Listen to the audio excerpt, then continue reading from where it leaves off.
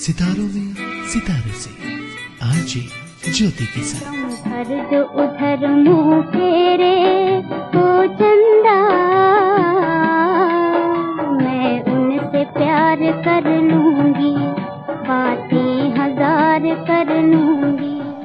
Hindi cinema के खूबसूरत और चमकती सितारा जिनका जन्म 1 जून 1929 को कलकत्ता में हुआ। माता पिता ने अपनी इस नन्ही परी का नाम रखा फातिमा रशीद, लेकिन आगे चलकर बॉलीवुड ने इन्हें नाम दिया नरगिस।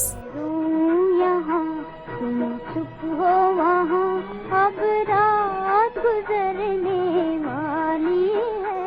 नरगिस की मां जद्दन बाई जो कि एक क्लासिकल सिंगर थी और पिता उत्तम चंद मोहन चंद पेशे से एक डॉक्टर थे।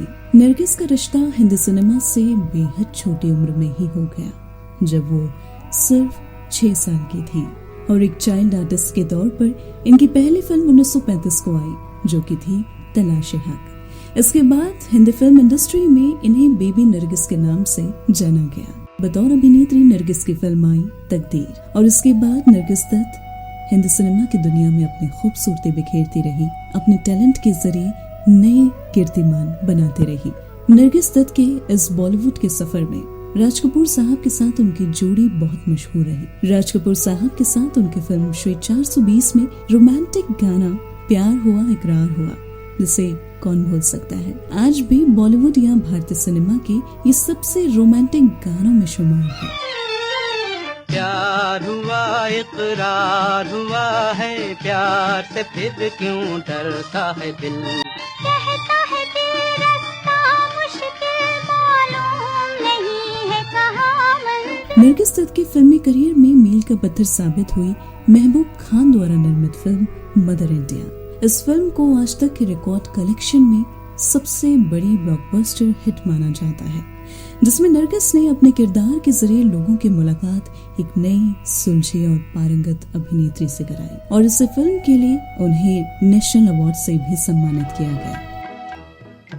नगरी नगरी द्वारे द्वारे ढूंढूं रे सांवरिया, नगरी नगरी द्वारे द्वारे ढूंढूं रे सांवरिया, पिया पिया रट के मैं तो हो गई रे बावरिया, नगरी नगरी द्वारे द्वारे। अब बात की जाए नरगिस की जिंदगी के एक खास पहलू की, यानी कि जब उनकी जिंदगी में एंट्री हुई सुनील दत्त साहब की। नरगिस की जिंदगी में सुनील दत्त साहब की एंट्री और उसके बाद दोनों का जिंदगी भर के लिए एक दूसरे का साथ निभाने का फैसला करना बेहद खास था।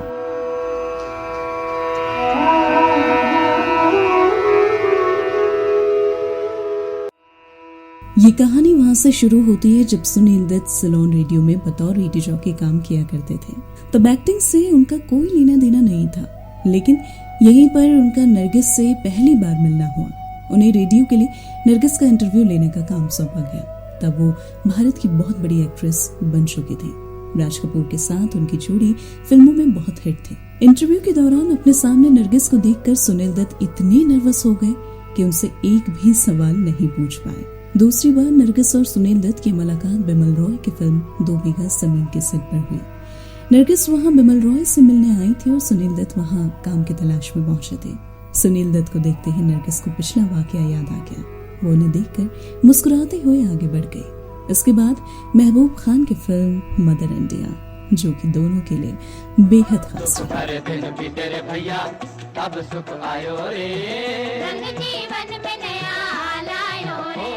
मदर इंडिया में सुनील दत्त को नरगिस के बेटे का रोल मिला था।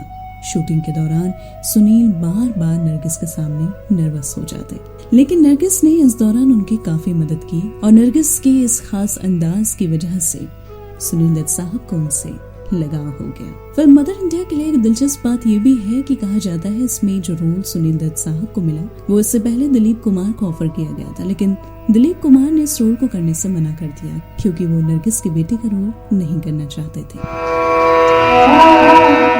सुनील दत्त साहब से शादी के बाद नरगिस दत्त ने बॉलीवुड में अपने करियर को अलविदा कह दिया, लेकिन अपनी समाज सेवा को नहीं छोड़ा।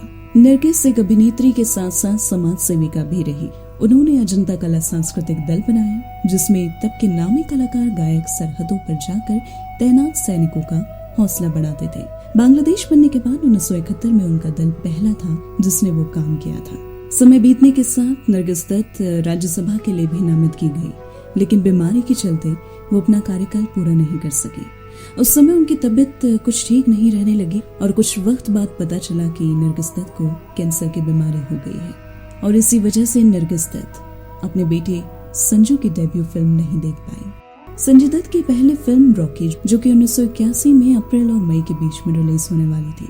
नरगिस तब बीमार चल रही थी। वो संजय दत्त की फिल्म देखने को बेचैन थी। बेटे संजू से उन्होंने कहा था कि उनकी तबीयत खराब रही और उन्हें स्ट्रेचर में भी ले जाना पड़े, तब भी वो फिल्म देखने जरूर जाएंगी।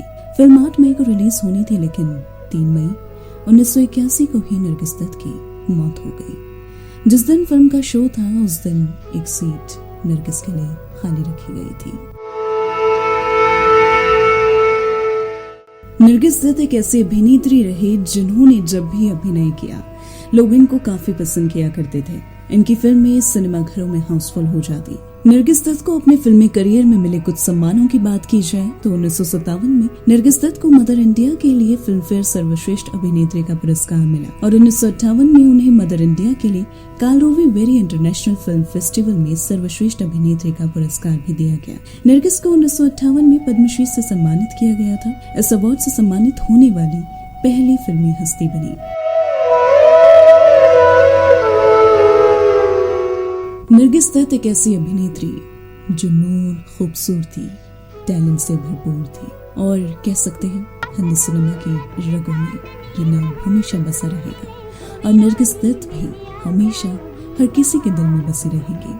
उन्हें यूं ही एक उम्दा अभिनेत्री के तौर पर याद किया जाएगा, एक अच्छे इंसान के तौर पर याद किया जाएगा। तो आज ज्योति को दीजिए इजाजत, अगली बार फिर मुलाकात होगी एक नए सितारे की कहानी के साथ।